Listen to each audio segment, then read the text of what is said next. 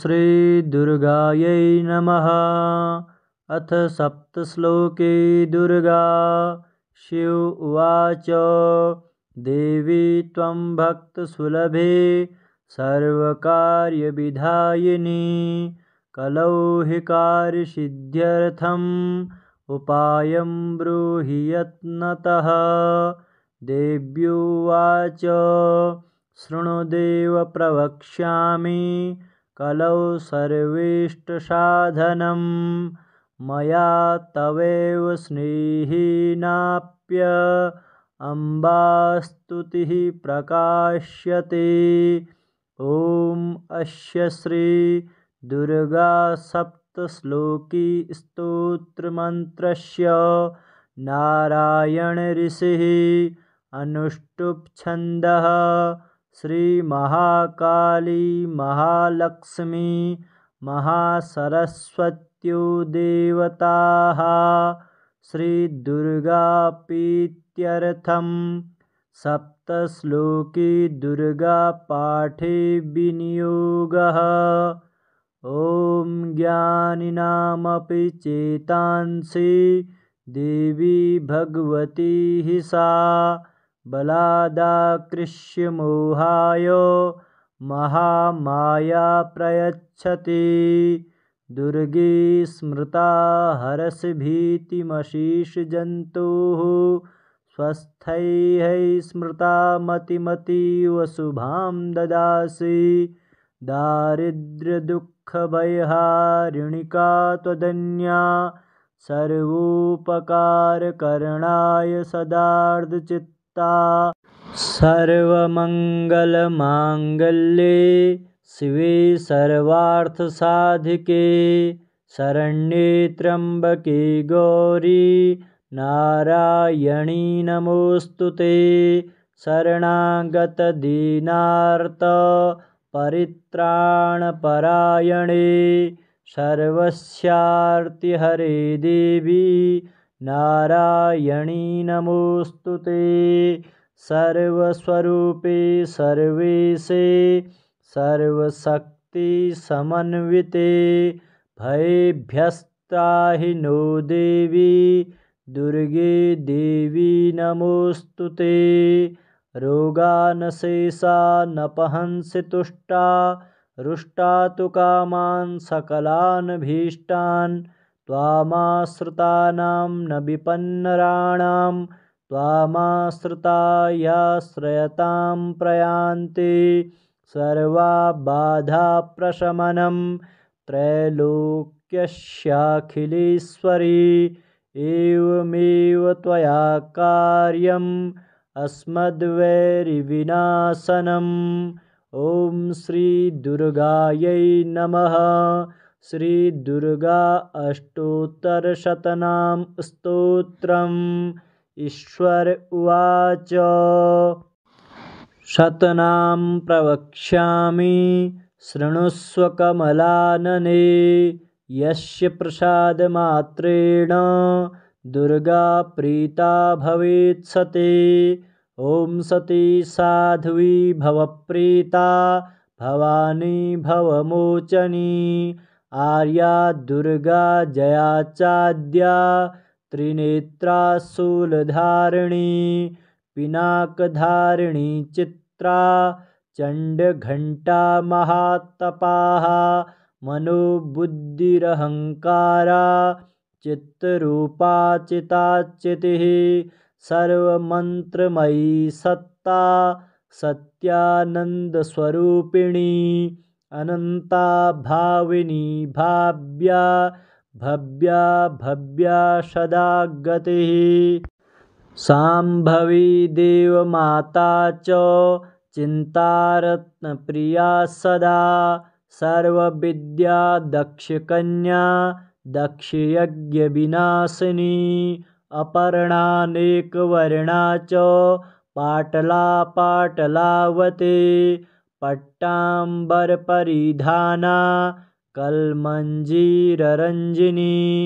अमेयविक्रमा क्रूरा सुन्दरी सुरसुन्दरी वनदुर्गा च मातङ्गी मतङ्गमुनिपूजिता ब्राह्मी माहेश्वरी चैन्द्री कौमारी वैष्णवी तथा चामुण्डा चैव वाराही लक्ष्मीश्च पुरुषाकृतिः विमलोत्कर्षिणी ज्ञाना क्रिया नित्या च बुद्धिदा बहुला बहुलप्रेमा सर्ववाहनवाहना निशुम्भशुम्भहननी महिषासुरमर्दिनी मधुकैटभहन्त्री च चण्डमुण्डविनाशिनी सर्वासुरविनाशा च सर्वदानवघातिनी सर्वशास्त्रमयी सत्या सर्वास्त्रधारिणी तथा अनेकशस्त्रहस्ता च अनेकास्त्रस्य धारिणी कुमारी चैककन्या च कैशोरी युवती यतिः अप्रौढा चैव प्रौढा च वृद्धमाता बलप्रदा महोदरी मुक्तकेशी घोररूपा महाबला अग्निज्वाला रौद्रमुखी कालरात्रिस्तपस्विनी नारायणी भद्रकाली विष्णुमाया जलोदरी शिवदूती च कराली च अनंता परमेश्वरी कात्यायनी च सावित्री प्रत्यक्षा ब्रह्मवादिनी य इदं प्रपठे नित्यं दुर्गा नाम शताष्टकं नासाध्यं विद्यते देवी त्रिषु लोकेषु पार्वती धनं धान्यं श्रुतं जायां हयं हस्तिनमेव च चतुर्वर्गं तथा चान्ते लभेन्मुक्तिं च शाश्वतीम् कुमारीं पूजयित्वा तु ध्यात्वा देवीं सुरेश्वरीं पूजयेत् परया भक्त्या पठेन्नाम शताष्टकं तस्य सिद्धिर्भवेद्देवी सर्वैः सुरवरैरपि राजानो दासतां यान्ति राज्यश्रियमवाप्नुयात् गोरोचनालक्तककुङ्कुमेन सिन्दूरकर्पूरमधुत्रयेण विलिख्ययन्त्रं विधिना विधिज्ञो भवेत् सदा धारयते पुरारिः भौमावास्यानिशामग्रे चन्द्रे शतभिषां गते विलिख्य प्रपठेत् स्तोत्रं स भवेत् सम्पदां पदम्। ॐ श्री दुर्गायै नमः। अथ देव्याः कवचम्। ॐ अस्य श्री चण्डीकवचस्य ब्रह्मा ऋषिः अनुष्टुप् छन्दः चामुण्डा देवता अङ्गन्यासोक्तमातरो बीजं दिग्बन्धदेवतास्तत्त्वं श्रीजगदम्बापीत्यर्थे सप्तश्लोकी पाठाङ्गत्वेन जपे विनियोगः। ॐ नमश्चण्डिकायै। मार्कण्डेय उवाच ॐ यद्गुह्यं परमं लोके सर्वरक्षाकरं नृणां यन्न कस्यचिदाख्यातं तन्मे ब्रूहि पितामह। ब्रह्मोवाच अस्ति गुह्यतमं विप्र सर्वभूतोपकारकं देव्यास्तु कवचं पुण्यं तच्छृणुष्व महामुने।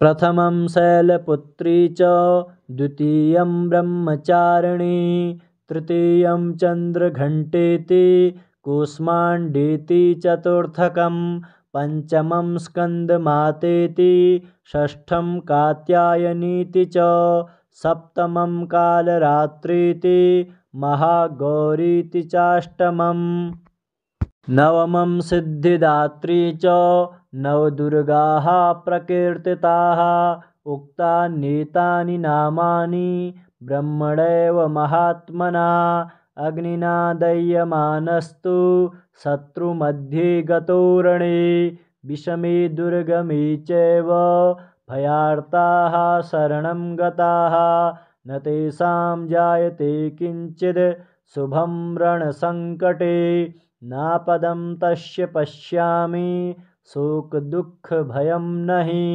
यैस्तु भक्त्या स्मृता नूनं तेषां वृद्धिः प्रजायते ये त्वां स्मरन्ति देवेशे रक्षसि तान्न संशयः प्रीतसस्ता तु चामुण्डा वाराही महिषासना ऐन्द्रिगजसमारूढा वैष्णवी गरुडासना माहेश्वरी वृषारूढा कौमारी शिखिवाहना लक्ष्मीः पद्मासना देवी पद्महस्ता हरिप्रिया श्वेतरूपधरा देवी ईश्वरी वृषवाहना ब्राह्मी हंससमारूढा सर्वाभरणभूषिता इत्येता मातरः सर्वाः सर्वयोगसमन्विताः नानाभरणशोभाढ्या नानारत्नोपशोभिताः दृश्यन्ते रथमारूढा देव्यः क्रोधसमाकुलाः शङ्खं चक्रं गदां शक्तिं हलं च मुसलायुधं खेटकं तोमरं चैव परशुं पाशमेव च कुन्तायुधं त्रिशूलं च सारङ्गमायुधमुत्तमं दैत्यानां देहनाशाय भक्तानां भयाय च धारयन्त्यायुधानीत्थं देवानां च हिताय वै नमस्तेस्तु महारौद्रे महाघोरपराक्रमे महाबले महोत्साहे महाभयविनाशिनी त्राहि मां देवि दुष्प्रेक्षे शत्रूणां भयवर्धिनी प्राच्यां रक्षतु मामेन्द्री आग्नेयामग्निदेवता दक्षिणेवतु वाराही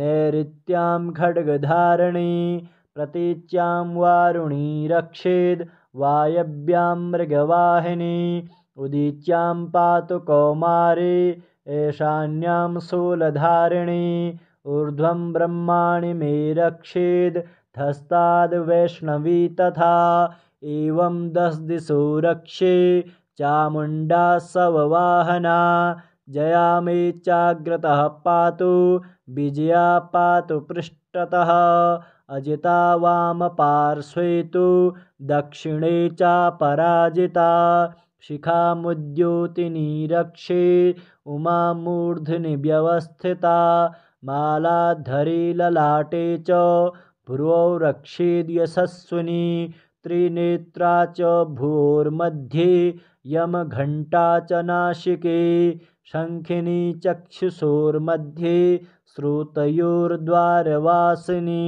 कपोलौ कालिका रक्षेत् कर्णमूले तु शाङ्करी नासिकायां सुगन्धा च उत्तरोष्ठे च चर्चिका अधरे चामृतकला जिह्वायां च सरस्वती दन्तान् रक्षतु कौमारी कण्ठदेशे तु चण्डिका घण्टिकां चित्रघण्टा च महामाया च तालुके कामाक्षी चिबुकं रक्षेद् वाचं मे सर्वमङ्गला ग्रीवायां भद्रकाली च पृष्ठवंशे धनुर्धरे नीलग्रीवा बहिकण्ठे नलिकां नलकूबरी स्कन्धयोः खड्गनी रक्षेद् बाहू मे वज्रधारिणी हस्तयोर्दण्डिनी रक्षेद् अम्बिका चाङ्गुलीषु च नखाञ्छूलेश्वरी रक्षेद् कुक्षौ रक्षेत् कुलेश्वरी स्तनौ रक्षेन्महादेवी मनः शोकविनाशिनी हृदये ललिता देवी उदरे शूलधारिणी नाभौ च कामिनी रक्षेद् गुह्यं गुह्येश्वरी तथा पूतना कामिकामीडं गुदे महिषवाहिनी कट्यां भगवती रक्षेद् जानुनी विन्ध्यवासिनी जङ्घे महाबला रक्षेत् सर्वकामप्रदायिनी गुल्फयोर्नारसिंहे च पादपृष्ठे तु तेजसे पादाङ्गुलीषु श्रीरक्षेद् पादाधस्तलवासिनी नखान् दृष्टा कराली च केशांश्चैवोर्ध्वकेशिनी रोमकूपी सुकोबेरी त्वचं वागीश्वरी तथा रक्तमज्जावसामान्य स्तुतिमेदांसि पार्वती अन्त्राणि कालरात्रिश्च पित्तं च मुकुटेश्वरी पद्मावती पद्मकोशी कफिचूडामणिस्तथा ज्वालामुखी नखज्वाला अवेद्या सर्वसन्धिषु शुक्रं ब्रह्माणि मे रक्षे छायां छत्रीश्वरी तथा अहङ्कारं मनोबुद्धिं रक्षेन्मे धर्मधारिणी प्राणापानौ तथा व्यान उदानं च समानकं वज्रहस्ता च मे रक्षेत् प्राणं कल्याणशोभना रसे रूपे च गन्धे च शब्दे स्पर्शे च योगिनी सत्त्वं रजस्तमश्चैव रक्षेन्नारायणी सदा आयु रक्षतु वाराही धर्मं रक्षतु वैष्णवी यशः कीर्तिं च लक्ष्मीं च धनं विद्यां च चक्रिणी गोत्रमिन्द्राणि मे रक्षेत् पशून्मे रक्ष चण्डिके पुत्रान् रक्षेन्महालक्ष्मीर्भार्यां रक्षतु भैरवे पन्थानं सुपथा रक्षेन् मार्गं क्षेमकरी तथा राजद्वारे महालक्ष्मीर्विजया सर्वतः स्थिता रक्षाहीनं तु यत्स्थानं वर्जितं कवचेन तु तत्सर्वं रक्ष मे देवी जयन्ती पापनाशिनी पदमेकं न गच्छेतु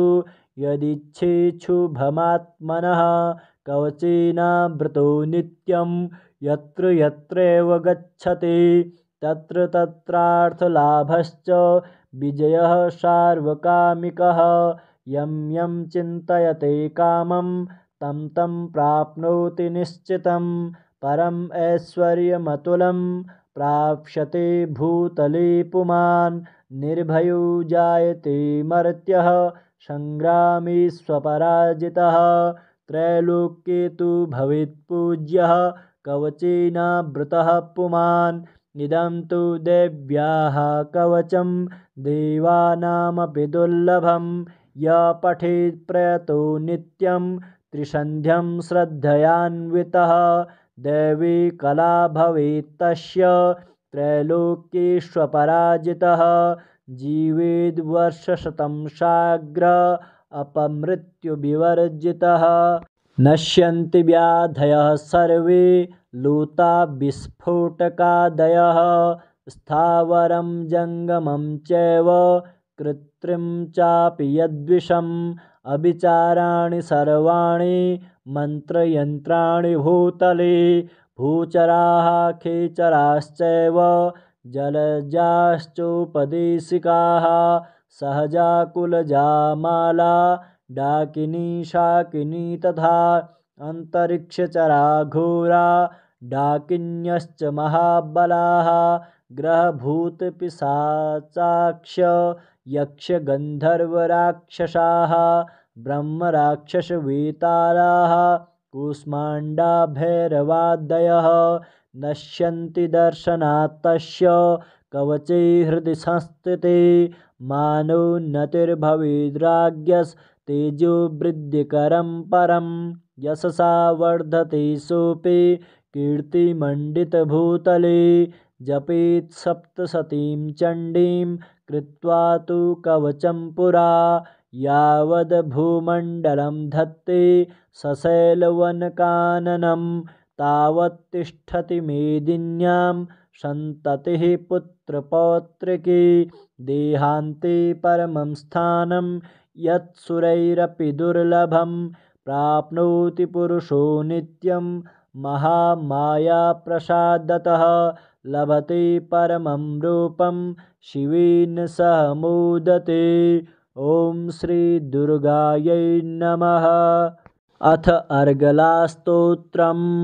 ॐ अस्य श्री अर्गलास्तोत्रमन्त्रस्य विष्णुऋषेः अनुष्टुप् छन्दः श्रीमहालक्ष्मीर्देवता श्रीजगदम्बाप्रीतये सप्तशते पाठाङ्गत्वेन पाठे विनियोगः।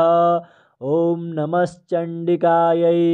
मार्कण्डेय उवाच। ॐ जयन्ती मङ्गलाकाले भद्रकाली कपालिनी दुर्गा क्षमा शिवा धात्री स्वाहा स्वधा नमोऽस्तुते। जय त्वं देवी चामुण्डे जय भूतार्तिहारिणी जय सर्वगते देवी कालरात्रि नमोऽस्तुते। मधुकैटभविद्रावी विधातृवरदे नमः। रूपं देहि जयं देहि यशो देहि दिशो जहि। महिषासुरनिर्नाशे भक्तानां सुखदे नमः। रूपं देहि जयं देहि यशो देहि दिशो जहि। रक्तबीजवधे देवी चण्डमुण्डविनाशिनी रूपं देहि जयं देहि यशो देहि दिशो जहि। शुम्भस्य निशुम्भस्य ध्रुमाक्षस्य च मर्दनी रूपं देहि जयं देहि यशो देहि दिशो जहि। वन्दिताङ्घ्रिगे देवी सर्वसौभाग्यदायिनी रूपं देहि जयं देहि यशो देहि दिशो जहि। अचिन्त्यरूपचरिते सर्वशत्रुविनाशिनी रूपं देहि जयं देहि यशो देहि दिशो जहि। न तेभ्यः सर्वदा भक्त्या चण्डिके दुरितापहे रूपं देहि जयं देहि यशो देहि दिशो जहि। स्तुवद्भ्यो भक्तिपूर्वं त्वां चण्डिके व्याधिनाशिनी रूपं देहि जयं देहि यशो देहि दिशो जहि। चण्डिके सततं ये त्वाम् अर्चयन्ति ह भक्तितः रूपं देहि जयं देहि यशो देहि दिशो जहि। देहि सौभाग्य आरोग्यं देहि मे परमं सुखं रूपं देहि जयं देहि यशो देहि दिशो जहि। विदेहि द्विषतां नाशं विदेहि बलमुच्चकै रूपं देहि जयं देहि यशो देहि दिशो जहि। विदेहि देवि कल्याणं विदेहि परमां श्रियं रूपं देहि जयं देहि यशो देहि दिशो जहि। सुरासुरशिरोरत्न निघ्रष्टचरण अम्बिके रूपं देहि जयं देहि यशो देहि दिशो जहि। विद्यावन्तं यशस्वन्तं लक्ष्मीवन्तं जनं कुरु रूपं देहि जयं देहि यशो देहि दिशो जहि। प्रचण्डदैत्यदर्पघ्ने चण्डिके प्रणताय मे रूपं देहि जयं देहि यशो देहि दिशो जहि। चतुर्भुजे चतुर्वक्त्र संस्तुते परमेश्वरी रूपं देहि जयं देहि यशो देहि दिशो जहि। कृष्णेन संस्तुते देवी सस्वद्भक्त्या सदाम्बिके रूपं देहि जयं देहि यशो देहि दिशो जहि। हिमाचलसुतानाथ संस्तुते परमेश्वरी रूपं देहि जयं देहि यशो देहि दिशो जहि। इन्द्राणिपतिसद्भाव पूजिते परमेश्वरी रूपं देहि जयं देहि यशो देहि दिशो जहि। देवी प्रचण्डदुर्दण्ड दैत्यदर्पविनाशिनी रूपं देहि जयं देहि यशो देहि दिशो जहि। देवी भक्तजनोद्दाम दत्तानन्दोदयेऽम्बिके रूपं देहि जयं देहि यशो देहि दिशो जहि। पत्नी मनोरमां देहि मनोवृत्तानुसारिणीं तारिणीं दुर्गसंसार सागरस्य कुलोद्भवाम्। इदं स्तोत्रं पठित्वा तु महास्तोत्रं पठेन्नरः सतो सप्तशती संख्या वरमाप्नोति सम्पदाम्। ॐ श्री दुर्गायै नमः। अथ कीलकम्। ॐ अस्य श्रीकीलकमन्त्रस्य शिवऋषिः अनुष्टुप् छन्दः। श्रीमहासरस्वती देवता श्रीजगदम्बाप्रीत्यर्थं सप्तशतीपाठाङ्गत्वेन पाठे विनियोगः। ॐ नमश्चण्डिकायै। मार्कण्डेय उवाच। ॐ विशुद्धज्ञानदेहाय त्रिवेदी दिव्यचक्षुषे श्रेयःप्राप्तिनिमित्ताय नमः सोमार्धधारिणे। सर्वमेतद्विजानीय मन्त्राणामभिकीलकं सोऽपि क्षेममवाप्नोति सततं जाप्य तत्परः। सिद्ध्यन्त्युच्चाटनादीनि वस्तूनि सकलान्यपि एतेन स्तुवतां देवी स्तोत्रमात्रेण सिद्ध्यति। न मन्त्रो नौषधं तत्र न किञ्चिदपि विद्यते विना जापेन सिद्ध्येत सर्वमुच्चाटनादिकं। समग्राण्यपि सिद्ध्यन्ति लोकशङ्कामिमां हरः कृत्वा निमन्त्रयामास सर्वमेवमिदं शुभं। स्तोत्रं वै चण्डिकायास्तु तच्च गुप्तं चकार सः। समाप्तिर्न च पुण्यस्य तां यथा वन्त्रियन्त्रणां सोऽपि क्षेममवाप्नोति सर्वमेवं न संशयः। कृष्णायां वा चतुर्दश्याम् अष्टम्यां वा समाहितः ददाति प्रतिगृह्णाति नान्यथैषा प्रसीदति। इत्थं रूपेण कीलेन महादेवेन कीलितं यो निष्कीलां विधायेनां नित्यं जपति संस्फुटं स सिद्धः स गणः सोऽपि गन्धर्वो जायते नरः। न चैवाप्येततस्तस्य भयं क्वापीह जायते नापमृत्युवशं याति मृतो मोक्षमवाप्नुयात्। ज्ञात्वा प्रारभ्य कुर्वीत न कुर्वाणो विनश्यति ततो ज्ञात्वैव सम्पन्न इदं प्रारभ्यते बुधैः।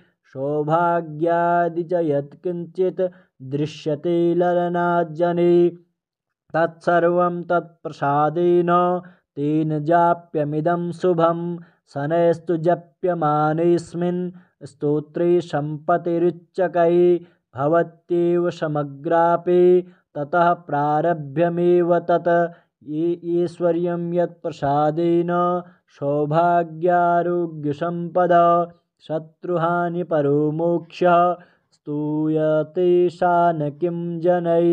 ॐ श्री दुर्गायै नमः।